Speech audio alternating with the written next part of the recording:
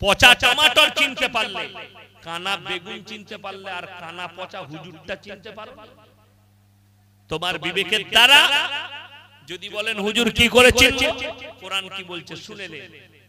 ইন্নাল্লাযীনা ইয়াকতুমুনা মা আনজালাল্লাহু মিনাল কিতাব ওয়া ইয়াশতারুনা বিহি সামানান কালীলা উলাইকা মা ইয়াকুলুনা ফি বুতুনিহিম ইল্লান নার।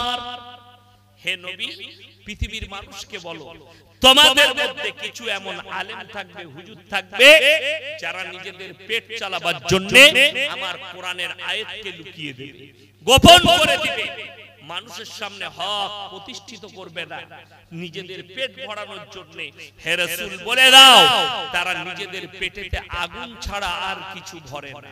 আমি আল্লাহ কিয়ামতের দিনে এদিকে কঠিন আযাবে মুবতালা করে দেব। এই মৌলবীরা পাকড়াও হবে, হুজুররা পাকড়াও হবে, যারা আপনাকে বলছে নামাজের প্রয়োজন নাই, রোজার প্রয়োজন নাই, দিনদারির প্রয়োজন নেই, আমরা আছি দোয়া করে জান্নাতে নিয়ে যাব, ওই রাস্তা শরীয়তের নাই। শুনে নেন, এমন কোন বাপ একটা বার করেন এখানে আছে যে বাপটা কি করেছে, চোখের সামনে নিজের ছেলের মৃত্যু কেউ দেখেছে আর দাঁড়িয়ে থেকে যে বাপ বাঁচাই না। কেউ যদি নদী, এখানে গঙ্গা আছে মনে হয়, না কি আছে গঙ্গাটা, এই গঙ্গায় যদি কেউ পড়ে যায় আর বাপ যদি পাড়ে দাঁড়িয়ে থাকে, তাকে বাঁচাবে না? বাঁচাবে না বাবা? ঝাঁপ দেবে। বাপ যদি সাঁতার নাও জানে তাও গঙ্গায় ঝাঁপ দিবে ছেলেকে বাঁচানোর জন্য, নিজের জীবনটা দেও। পৃথিবীতে এমন একজন নবী, এমন একজন পয়গম্বর নিজের চোখে নিজের ছেলের মৃত্যু তাণ্ডব দেখেছে দাঁড়িয়ে, তিনি হচ্ছেন হযরতে নূহ নবী। নৌকার উপরে আমার ভাই নূহ নবী যখন বিনীত অনুরোধ করলেন, হে আমার কওমের লোকেরা, আমি অনুরোধ করছি তোমরা আমার আল্লাহকে বিশ্বাস করো, আমাকে বিশ্বাস করো। নূহ নবী 1 বছর 2 বছর নয়, আমাদের রাসূল সাল্লাল্লাহু আলাইহি সাল্লাম মাত্র 23 বছর দাওয়াত দিয়েছেন, মেহনত করেছেন। কত বললাম? 63 বছর বয়সে নবীজির ওয়াফাত হয়েছে, নবীজি দুনিয়া ছেড়েছেন। মাত্র 23 বছরের মেহনতে আজকে গোটা পৃথিবীতে 250 কোটি মুসলমান, জোরে একবার বলুন সুবহানাল্লাহ। চলুন, নূহ নবী 1 বছর 2 বছর নয়, 100 বছর 200 বছর নয়, 300 বছর নয়, 400 বছর নয়, 500 বছর নয়, কোরআনে আছে রিওয়ায়েতে 950 বছর দাওয়াত দিয়েছে। কত বললাম? 950 বছর তিনি দাওয়াত দিয়েছেন। তাফসীরে আছে 1000 বছরের বেশি হায়াত দিয়েছিলেন আল্লাহ রাব্বুল আলামিন। সেরকম নবী, তার কওমের মুষ্টি কত লোক ঈমান এনেছে। নূহ নবী অনুরোধ করলেন, তোমরা আমার আল্লাহকে বিশ্বাস করো। তখন নূহ নবীর কওম, এমন কি তার ছেলে কেনান বলছে, তোমার আল্লাহকে বিশ্বাস না করলে তোমার আল্লাহ আমাদের কি করে নেবে?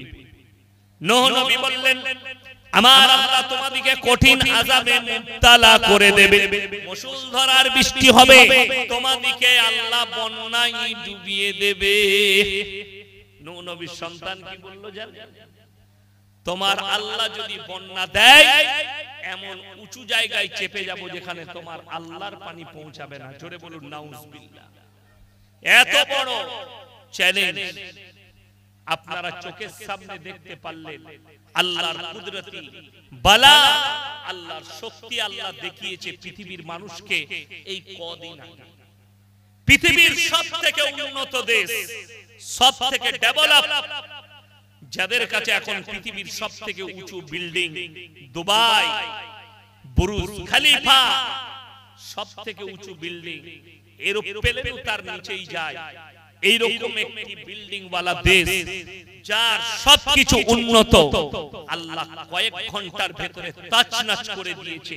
এখনো পর্যন্ত স্বাভাবিক করার ক্ষমতা তাদের হয়। ইয়ার আড্ডা প্লেন থেকে শুরু করে দামি দামি গাড়ি আর বিল্ডিং সব পানির তলায় কয়েক ঘন্টার বৃষ্টিতে। কোরআন খুলে, ওয়া কাম মিন কারিয়াতিন আহলাকনাহা ফাজাআহা বাসুনা বায়াতান আও হুম কাইলুন। এটা কোরআন, সূরা আরাফ প্রথম পৃষ্ঠা। হে নবী বলে দাও, আমি আল্লাহ যখন কোন জাতিকে ধ্বংস করি নির্দিষ্ট সময়ে করি, এমন কি তারা যখন গভীর নিদ্রায় থাকে, হয়তো রাত্রে, তা না হলে দ্বিপ্রহরে, দুপুর বেলায় তারা আরামরত অবস্থায় থাকবে, আমার আযাব তাদেরকে অ্যাটাক করবে, পালাবার রাস্তাও খুঁজে তারা পাবে না। জোরে বলুন না সুবহানাল্লাহ।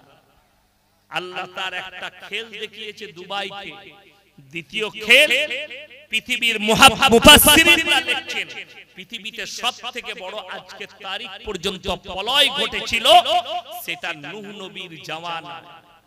সমুদ্রের পানিকে আল্লাহ 1250 ফুট উপরে তুলে দিয়েছিলেন। 1250 ফুট, গোটা পৃথিবী ডুবেছে। নূহ নবী নৌকার উপরে, মুষ্টি কত লোক যারা ঈমান এনেছে তারা নৌকার উপরে, সমস্ত জীব জন্তু পশু পক্ষী জোড়া জোড়া নূহ নবীর নৌকার উপরে। আল্লাহ পৃথিবীকে ডুবালেন, চোখের সামনে দেখতে পাচ্ছে তার সন্তান এবং তার কওম ডুবে মারা যাচ্ছে, তার ছেলে কিনানু হাবুডুবু খাচ্ছে, মারা যাবে। নূহ নবী থাকতে না পেরে পিতৃ স্নেহ জেগে গেছে। আল্লাহকে বললেন লা সিমাল ইয়াউমা মিন আমরিল্লাহ, ওগো আল্লাহ এ আমার ওরসজাত পুত্র, তুমি একে রক্ষা করো। আল্লাহ বললেন লামিনাল খাসিরিন, যে আমাকে মানেনি, আমার নবীকে মানেনি, তার জন্য তুমি দোয়া করো না, তা না হলে তোমাকেও ক্ষতিগ্রস্তদের মধ্যে ফেলে দেব। নূহ নবীর হাত নেমে গেল, দোয়া করতে পাইনি। আর তুমি বলছো এই 3 টাকার মৌলবীকে ভাড়া করে জান্নাতে যাবে নামাজ না পড়ে, দিনদার না হয়ে? তোমার মৌলবীও মার খাবে, তুমিও মার খাবে, তোমার হুজুরও কেলানি খাবে, আর তুমি তো খাবেই খাবে। ওই জন্য খুব সাবধান, নিজের আমলটাকে ঠিক করব। সকলে জোরে বলুন ইনশাআল্লাহ। বর্তমান যুগে দেখলেন মুসলমান ব্যর্থ কেমন, আপনি অবাক হবেন। পৃথিবীতে 240 কোটি বর্তমানে মুসলমান আছে, জোরে বলুন সুবহানাল্লাহ। 240 কোটি মুসলমান। এরপরে বলি, এই 240 কোটি মুসলমানের মধ্যে 48টা ঘোষিত ইসলামের রাষ্ট্র আছে, ঠিক কি না? কথা বলেন। 48টা, যাদের কাছে সামরিক ক্ষমতা আছে। পৃথিবীতে ইহুদি কত আছে? 90 লাখ। কত বললাম? 90 লাখ মাত্র ইহুদি গোটা পৃথিবী জুড়ে। আর গোটা পৃথিবী জুড়ে 250 কোটি মুসলমান। তার মধ্যে 40 কোটি ভারতে, বাকি 210 কোটি পৃথিবীর সব দেশ মিলিয়ে আছে। আপনাদেরকে বলি, এরপরেও ইহুদি 90 লাখ ইহুদির কাছে দাঁড়িয়ে ফিলিস্তিন আর গাজার নিরীহ মানুষ মারা যাচ্ছে। পৃথিবীর মুসলিম সামরিক ক্ষমতাবান দেশগুলো দাঁড়িয়ে খালি দেখছে। হাজার হাজার শিশু মারা গেছে, 1000 2000 নয়, সরকারি সমীক্ষা বলছে 35,000 শিশু মারা গেছে। 35,000, 75,000 মানুষ মারা গেছে গাজা আর ফিলিস্তিনে, নিরীহ মানুষ। অবাক হবে, ঈদ আপনার কাছ থেকে গেছে, আপনি ঈদের খুশিতে 1 সপ্তাহ আগে থেকে খালি মানুষ বাজার করছে, পৃথিবীর মানুষ ঈদের বাজার। ঠিক বললাম না ভুল বললাম? আমার ছেলের কোন কাপড়টা ভালো লাগবে, আমার মেয়ের জন্য কোন কাপড়টা নেব, আমার বিবির জন্য কোন শাড়িটা নেব, কোন কাপড়টা নেব, তুমি বাজার ঘুরে খুঁজে খুঁজে দেখছো কোন কাপড়টা ভালো হবে। আর ফিলিস্তিন গাজার মানুষ খুঁজে বেড়াচ্ছে এক টুকরো কাপড় পেলে, আমার বাচ্চা ছেলেটাকে কাফন পেলে আমি জড়িয়ে তাকে কবরে দাফন করব। আজকে কাফন অমেল হয়ে গেছে, বাচ্চাদিকে শুধু দাফন করতে হচ্ছে, কাফন পরার সুযোগ পাচ্ছে না। বড় কষ্টের বিষয়। বিশ্ব মুসলিম দাঁড়িয়ে দেখছে, কেন জানেন? তারা নিয়েছে কলম আর আপনাকে দিয়েছে বন্দুক আর গোলা বারুদ। নবীজি বললেন কলমের দ্বারা শিক্ষা অর্জন করো, পৃথিবী তোমার মুঠোয় হবে। কিন্তু মুসলমান বললে কলম ছেড়ে দিয়ে ধরেছে হাতে বোমা, কলম ছেড়ে দিয়ে ধরেছে হাতে বন্দুক, কলম ছেড়ে দিয়ে ধরেছে নোংরামি, কলম ছেড়ে দিয়ে ধরেছে হারাম ব্যবসা। তোমার কাছে মুঠোয় কি করে ইসলাম পৃথিবী আসতে পারে? হে মুসলমান শোনো, পৃথিবীর মানুষের জন্য নজির হবে ইমাম মেহেদী। কেন? ইমাম মেহেদী হবে একজন ন্যায় পরায়ণ। এবং আল্লাহ তার হাত দ্বারা ইসলাম প্রতিষ্ঠিত করবে গোটা পৃথিবী জুড়ে। জোরে বলুন সুবহানাল্লাহ। ইমাম মেহেদী হবে ন্যায় পরায়ণ, আর মানুষকে তার সৈন্য যারা হবে তারাও হবে সাহাবীদের মতো ন্যায় পরায়ণ, তারা কেউ বেঈমান থাকবে না। আমার মুসলমান ভাই, আপনি বলছেন নিজেকে মুসলমান, আপনার গোটা পরিবারে আপনার মধ্যে ইহুদি নাসারাদের কালচার গুলোতে আপনি ডুবে গেছেন, আপনি হাবুডুবু খাচ্ছেন বেঈমান কাফেরের কালচারে। আপনি নিজেকে মুসলমান বলে দাবি করছেন, অথচ আপনার মধ্যে নামাজ নেই। ইহুদিদের মধ্যে, খ্রিস্টানদের মধ্যে আর মুসলিমদের মধ্যে সবথেকে বড় পার্থক্য যেটা, সেটা হচ্ছে নামাজে। তারা নামাজ পড়ে না, আপনি নামাজ পড়েন। একটা অমুসলিম ভাই আর মুসলিম, তাদের দুজনের মধ্যে পার্থক্য হচ্ছে নামাজ, ইবাদত। আপনার নামাজ নেই, আপনার মধ্যে ইসলাম নেই। তারা কিভাবে কামিয়াবি লাভ করলো? আপনার ঘরে পাপ গুলো ঢুকিয়ে দিয়ে কামিয়াবি লাভ করেছে। আপনি জানেন পৃথিবীর শ্রেষ্ঠ মুফতি বর্তমানে তিনি হচ্ছেন মুফতি তাকি উসমানী, পাকিস্তানে। তিনি একটা প্রুফ দিয়েছেন, বিসমিল্লাহ। প্রুফটা কি? মুসলমানরা মুসলমানদেরকে হত্যা করার জন্য কতটা হেল্প করছে ইহুদিদের, এটা প্রমাণ করিয়েছে। আমাদের সমাজের লোক, বেশিরভাগ লোক থামস আপ কোকা-কোলা খায় না, থামস আপ কোকা-কোলা স্প্রাইট। মুফতি তাকি উসমানী সাহেব এই কদিন আগে ফতোয়া দিয়েছেন হারাম, কিন্তু আমার জ্ঞান ভর থেকে আমি কোনোদিন ওইসব খাই না। আমার আব্বাজিও খাই না, আমিও খাই না। থামস আপ কোকা-কোলা এগুলো খাই না। আমি কুটুম বাড়ি গেলে আমি বলে দিই আমার জন্য কাগজি লেবু নুন দিয়ে শরবত করবে, চিনি দিয়ে। এর থেকে ভালো জিনিস আর কিছু নাই। থামস আপ একটা 2 লিটারের থামস আপের দাম হচ্ছে 100 টাকা। আপনার জানা আছে ওই 100 টাকার থামস আপের বোতল থেকে 40 টাকা ইহুদির পকেটে যায়, ইসরায়েলের পকেটে। আর সেই টাকাটা শুধুমাত্র মুসলিমকে ধ্বংস করার জন্য তারা ব্যবহার করছে। পৃথিবীতে কোরআনে আছে সবথেকে বড় ইসলামের দুশমন তারা হচ্ছে ইহুদি আর নাসারা। এটা কোরআনে আছে। আজকে দেখুন আপনার গোটা জীবনটা আপনি ভর্তি করে নিয়েছেন ইহুদি নাসারাদের কালচার। আপনি অবাক হবেন, আল্লাহর নবী সাল্লাল্লাহু আলাইহি সাল্লামের হাদিস, আখরি জামানায় কিয়ামতের পূর্বে এমন একটা যুগ এসে দাঁড়াবে সমাজের বুকে হারাম আওলাদে ভরে যাবে। সমাজে হারাম আওলাদে ভরবে, আপনি অনুভবই করতে পারবেন না সেই হারাম আওলাদ কি করে প্রতিষ্ঠিত হয়ে যাবে আমাদের সমাজে। আজকে বর্তমানে জানেন ইহুদিরা আপনাকে দিয়ে পাপ করাচ্ছে, কিন্তু নামগুলো পাল্টে দিয়েছে। পাল্টিয়েছে না পাল্টাইনি? দেখিয়ে দিচ্ছি আমি। যারা আমার বাপের বয়সী বসে আছেন তারা শুনবেন, তিনাদিকে বলছি, তিনারা ভালো করে শুনেন। এমন একটা যুগ ছিল মানুষ অভাবে ছিঁড়া জামা কাপড় পরতো। ঠিক বললাম না ভুল বললাম? অভাবে মানুষের অভাব ছিল। আমাদের দাদিরা, আমাদের দাদির বাবরা, মারা, তারা ছিঁড়া কাপড় পরেছে অভাবে। আর এখনকার হারামখোররা স্বভাবে ছিঁড়া জামা পরছে। কথাটা বুঝতে পারেন? বজবজে গিয়ে নতুন প্যান্ট কিনে এনেছে ঈদের লেগে, প্যান্টগুলোকে বেলেটে করে ফাড়ছে। মা বলছে কি করছিস? বলে তুই বুঝবি না ডিজাইন। কোন হারামখোর ফিল্ম এনেছে, এই হারামখোর প্যান্টটাকে ফাড়ছে। এটা কার কালচার? ইহুদি নাসারাদের কালচার। এখনকার যুগে আমার যুবক ভাইয়েরা, যুবতী মা বোনেরা শুনে যান, যারা মনে করছেন এই মৌলবীরা কোন যুগে বাস করছে। সেদিনে আমার কাছে একটা বিচার ছিল, বিচার ফায়সালা, স্বামী স্ত্রী মেটা আমার কাছে নিয়ে এসো, আমার অফিসে আমি ফায়সালা করছিলাম। তো অনেকজন এসেছিল, ছেলে পক্ষ মেয়ে পক্ষ। তো মেয়েটা অনেক কিছু কথা বললো।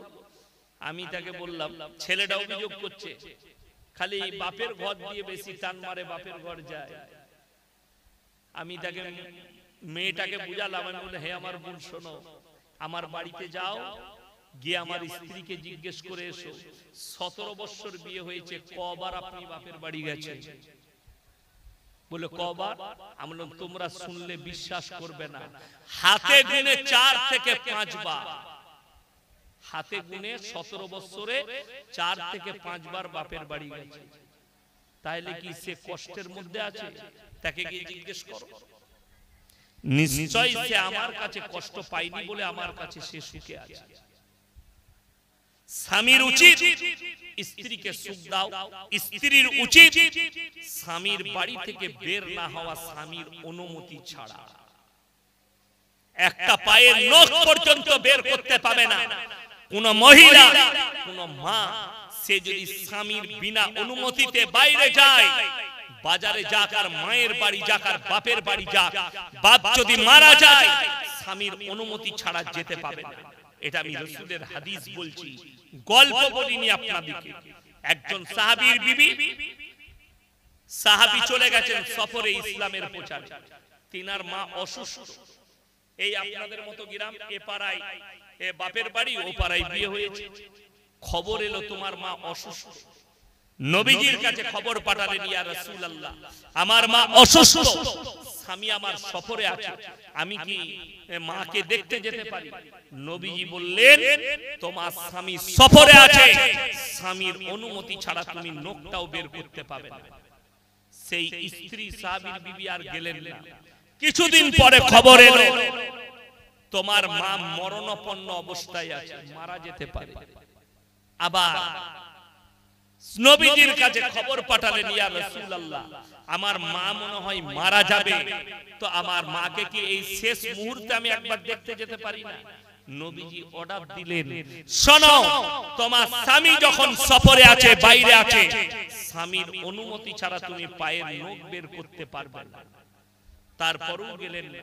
খবর এলো মা মারা গেছে। সাহাবীর বিবি কাঁদছে। নবীজির কাছে খবর পাঠালেন, ইয়া রাসূলুল্লাহ এরপরে তো আমার মা দুনিয়া ছেড়ে চলে গেছে, এই শেষ মুহূর্তে আমার মায়ের একবার, এই মরা মায়ের মুখটাকে একবার দেখতে পারি?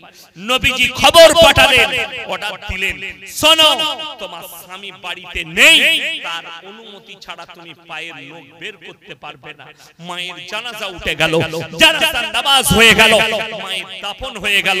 রাসূল সাল্লাল্লাহু আলাইহি সাল্লাম দাফন করার পরে খবর পাঠালেন, ওই আমার সাহাবীর বিবিকে খবর দাও তোমার স্বামীর ইন্তজার করার কারণে আর ফরমাবরদারি করার কারণে আল্লাহ তোমার মাকে ক্ষমা করে জান্নাতি ঘোষণা করেছেন। জোরে বলুন সুবহানাল্লাহ। অথচ বড় কষ্ট লাগে মায়েরা, আমাদের দেশের লোক এখন যুবক যুবতীরা এরা বলছে মডেলিং এর যুগ। মডেলিং কি? অনেক শিক্ষিত মেয়ে তারা বলছে ছোট পোশাক পরার নাম হচ্ছে মডেলিং। তাই না? যদি ছোট পোশাক পরাটা, নোংরা পোশাক পরাটা যদি মডেলিং হয়, তো সব থেকে বড় মডেলিং হচ্ছে বজবজে কুকুরগুলো, কুত্তাগুলো। তারা তো ন্যাংটোই থাকে, কাপড়ই পরে।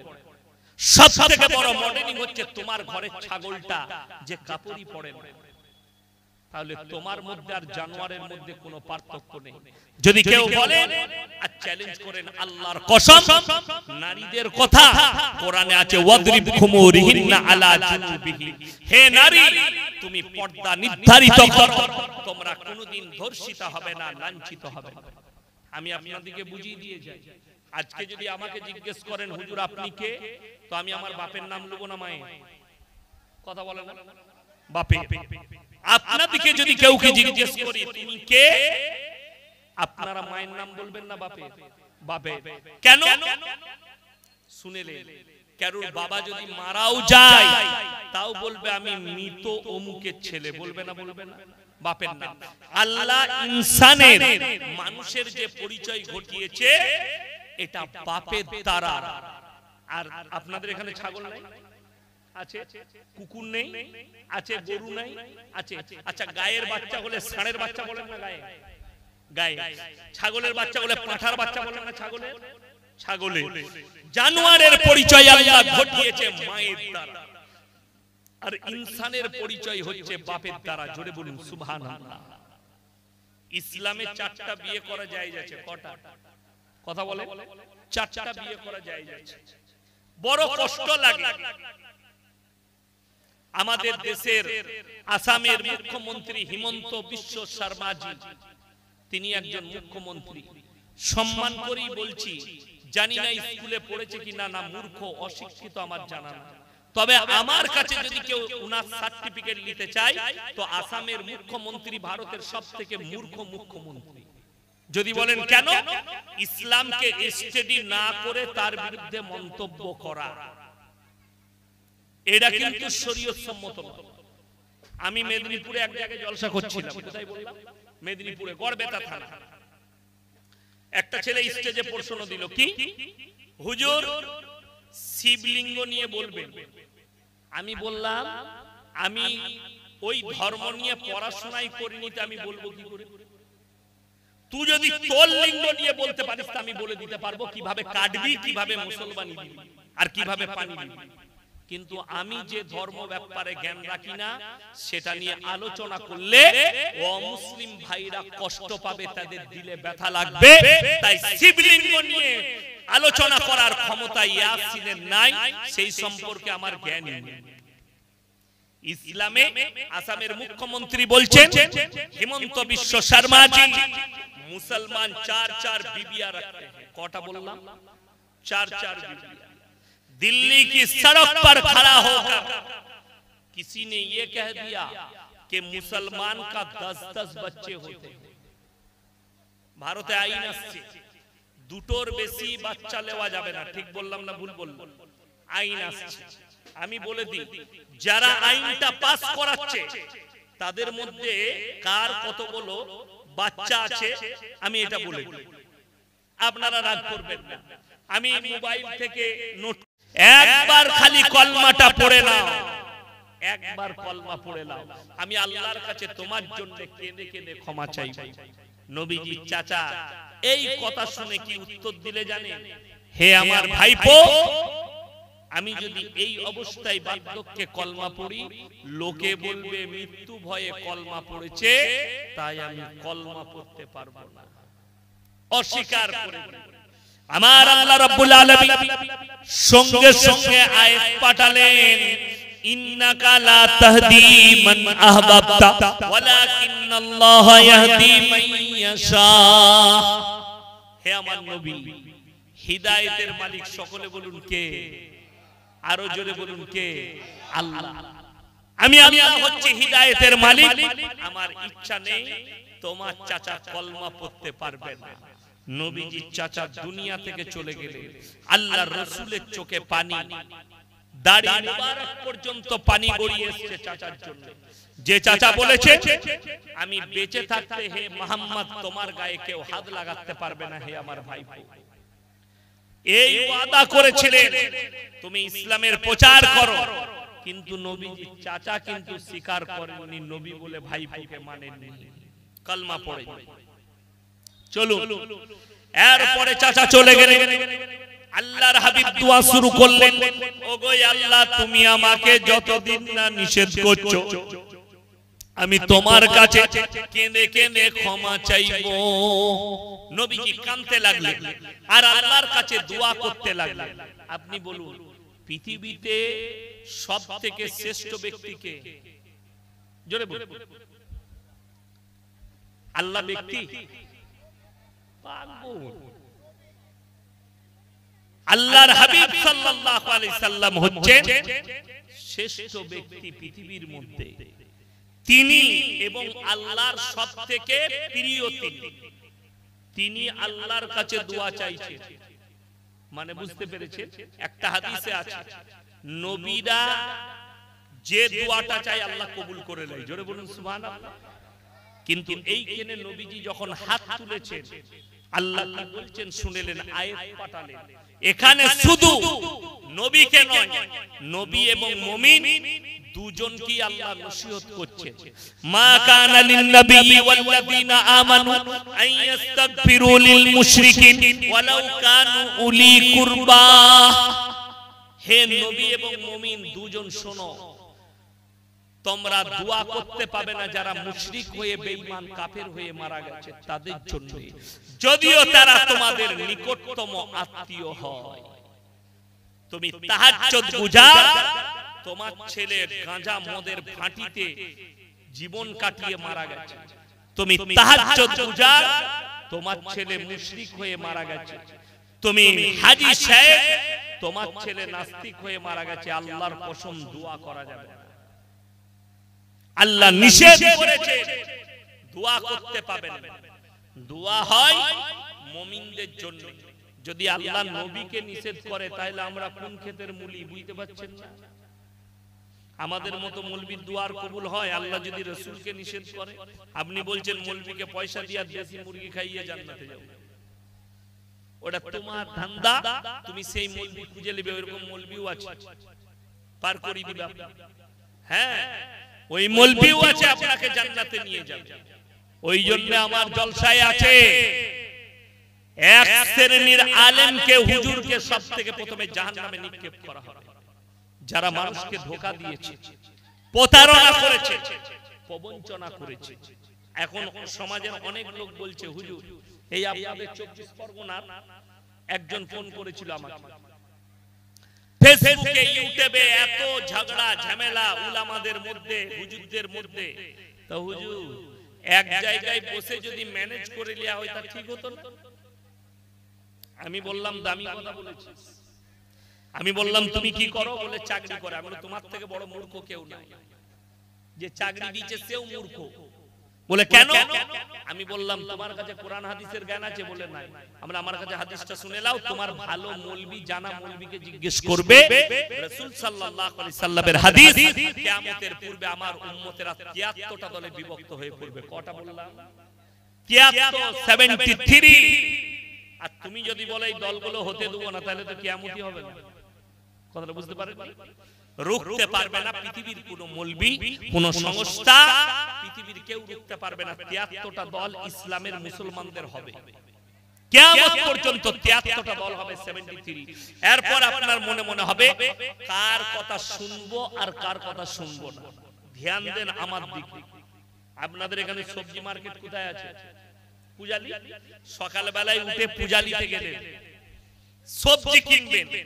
এরকম ভালো মস্তিষ্কের লোক কেউ আছে কানা বেগুন কিনবে? আপনি বেগুনটা ঘুরিয়ে দেখে নেবেন কানা কিনা। টমাটোর কিনলে আপনি পচা কিনবেন না, ঘুরিয়ে দেখে নেবেন মালটা ঠিক আছে কিনা। মাছটা কিনলে পেটটা দেখে নেবেন মাছের পেটটা পচা কিনা। তুমি পচা মাছটা চিনতে পারলে,